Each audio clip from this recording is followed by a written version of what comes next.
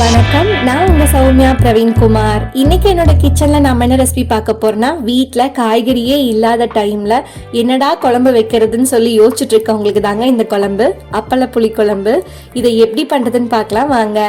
இதுக்கு ஒரு கடாயில் 2 டேபிள் ஸ்பூன் அளவுக்கு நல்லெண்ணெய் சேர்த்திக்கிறேன்.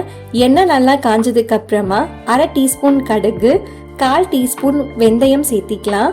இது நல்லா பொரிஞ்சதுக்கு அப்புறமா இது கூடவே ஒரு 5 காஞ்ச மிளகா சேர்த்திக்கலாம். ஒரு 10 பல்லு பூண்டை தோல் உரிச்சிட்டு நல்லா தட்டி வச்சிருக்கேன், அதையும் சேர்த்திக்கலாம். கூடவே கொஞ்சமா கருவேப்பிலை சேர்த்திக்கலாம். இதை எண்ணெயில நல்லா வதக்கிக்கலாங்க.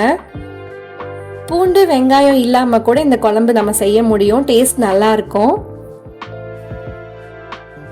பூண்டு எண்ணெயிலே போடுறப்போ அந்த மனம் நல்லா இருக்கும் குழம்புக்கு, அதனால தான் நம்ம முதலே பூண்டு சேர்த்துறோம்.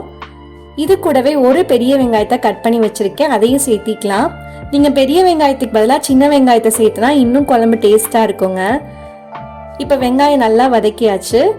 இது கூடவே இந்த குழம்புக்கு தேவையான அளவு உப்பு போட்டுக்கலாம், நல்லா வதக்கிக்கலாம்.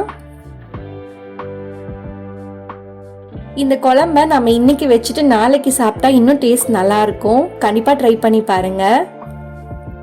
இப்ப வெங்காயம் நல்லா வதங்கிருச்சு. இது கூடவே 2 தக்காளி சேர்த்திக்கலாம். உங்களுக்கு புளிப்பு சுவை புளியோட இது ரொம்ப பிடிச்சிருந்துச்சுன்னா நீங்க தக்காளியோட அளவு குறைச்சிக்கலாம். நான் ஈக்குவலா போட்டிருக்கேன், அதனால 2 தக்காளி சேர்த்திருக்கேன். நீங்க தக்காளிக்கு பதிலாக புளிக்கரைசல் மட்டும் விட்டு கூட செய்யலாம். இப்ப வெங்காயமும் தக்காளியும் நல்லா வதங்கி எண்ணெய் பிரிஞ்சு வந்துருச்சு.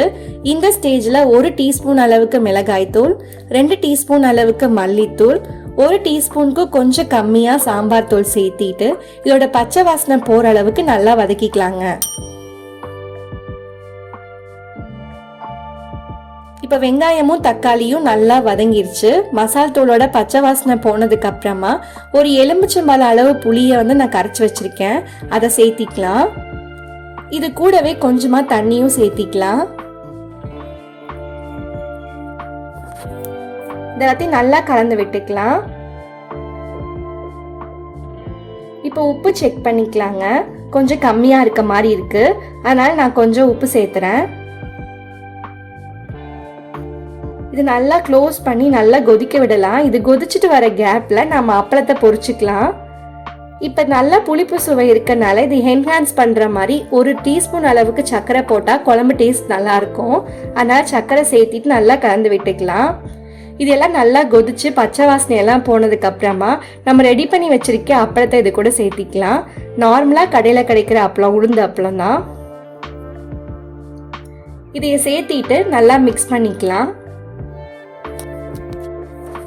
இந்த அப்பளம் இந்த குழம்போட லைட்டா அப்படியே மிக்ஸ் ஆகிற வரைக்கும் வெயிட் பண்ணலாம்.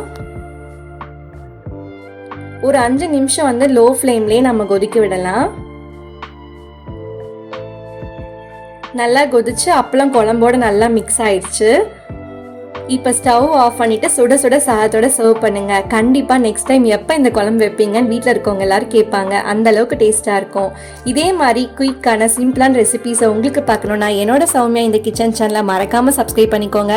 தேங்க்யூ ஃபார் வாட்சிங் மை வீடியோ.